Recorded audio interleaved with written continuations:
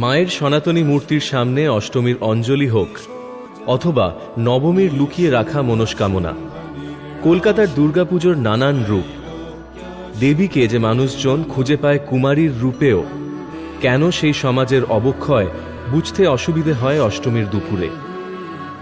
কলকাতার পুজো শুধু ঠাকুরের আরাধনাই নয়, দুর্গাপুজোর আসল স্পিরিট জনসংযোগ, মানুষের মধ্যে, মানুষের সাথে।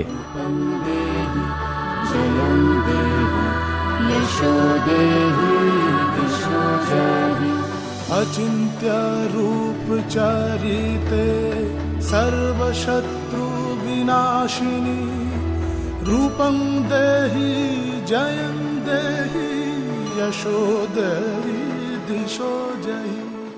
পরের জেনারেশনের ওপর এয়ার পলিউশনের এফেক্ট, কোথাও জলের কষ্ট এবং জলের সংকটের প্রতিচ্ছবি মনে করিয়ে দেয় প্লাস্টিক ব্যবহার না করার কথা। থিমের ভিড়ে জায়গা করে নেয় পরিবেশের ওপর পড়া 5G'র খারাপ প্রভাব। আদি সনাতনী চিন্তার সাথে মানুষের ভিড় মিলেমিশে উঠে আসে কত সমস্যার কত সলিউশন। এটাই বোধহয় পুজোর আসল স্পিরিট। আলোর রোশনাই যেমন আছে, তেমনই আছে চেতনা, যা আমাদের ভেতরের সেই মনের মানুষকে জাগিয়ে তোলে।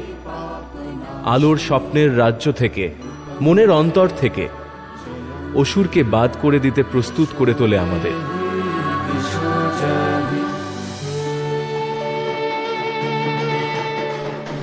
विनाशिन्यै महाघोरायै योगिनी कोटिपरिवृतायै भद्रकाल्यै देवं दुर्गायै नमः स्वाहा। ॐ दक्षयज्ञविनाशिन्यै महाघोरायै योगिनी कोटिपरिवृतायै ॐ ह्रीं श्रीं भद्रकाल्यै स्वाहा। ॐ ह्रीं श्रीं कपालिन्यै स्वाहा। ॐ ह्रीं श्रीं दुर्गायै स्वाहा। ॐ ह्रीं श्रीं शिवायै स्वाहा। ॐ ह्रीं श्रीं क्षमायै स्वाहा। সবাই সবকিছু যেন মোবাইলে বন্দি করে নিতে চায়। ঠাকুর দেখা কম, মোবাইলে দেখা যেন বেশি।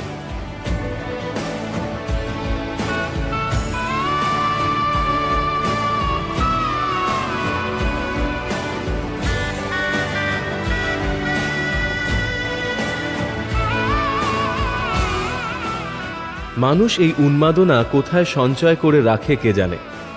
সারা বছর ক্লান্ত পরিশ্রমী মানুষ এত উৎসাহ পায় কোথা থেকে? সারা দিন সারা রাত দৌড়ে বেড়ানোর, ঠাকুর দেখার।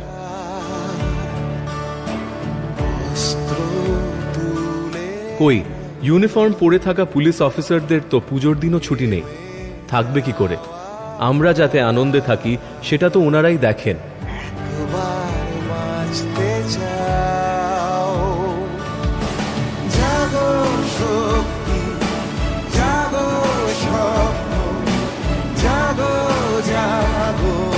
ধুনুচির নাচে আজ মেলবন্ধন হয় ফেলে আসা সময়ের সাথে নতুন জেনারেশনের।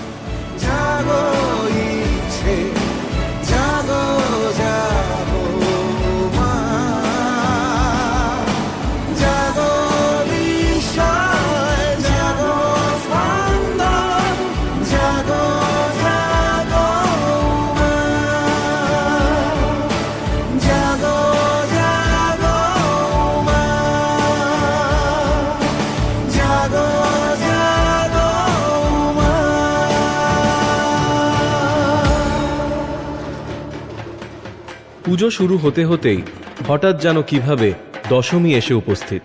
মায়ের তো আজ মহিষাসুর বধ করার পালা। মহিষাসুরকে হারিয়ে ঘর শূন্য করে মায়ের ফেরত যাওয়ার প্রস্তুতি আজ শুরু।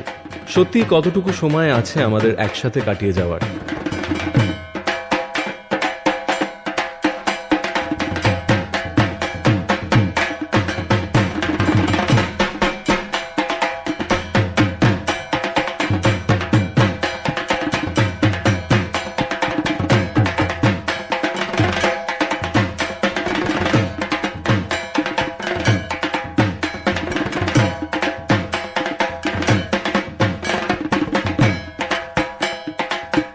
আমাদের অস্তিত্ব কতদিনের? ঠাকুর সত্যি থাকবে কতক্ষণ? মায়ের থাকা কি শুধুই এই 5 দিনের?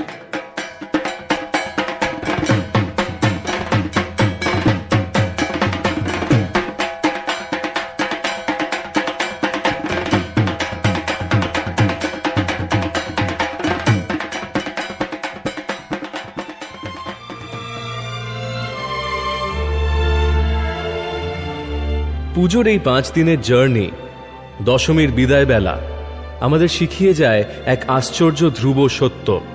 আমাদের মেটেরিয়ালিস্টিক জগৎটা, তার উত্থান পতন, সুখ দুঃখ সবই হয়তো ক্ষণস্থায়ী।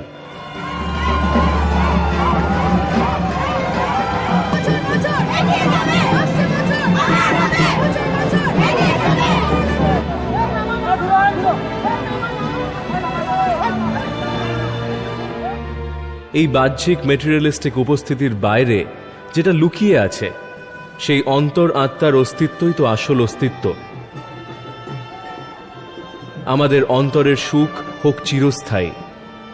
ঠিক যেমন দেবীর ভাসান হয় না, শুধু মূর্তি জলে নিরঞ্জন হয়, আমাদের অন্তরের শুভ চেতনা হোক দৃঢ়। আসছে বছর আবার হবে, হতেই হবে। বিষাদের মধ্যে সুখের সন্ধান করে নেওয়াই জীবন। পুজো শেষ হওয়ার পর 1 বছরের এই অপেক্ষা সেই শেষ হয়েও শেষ না হওয়ার পরিচয়।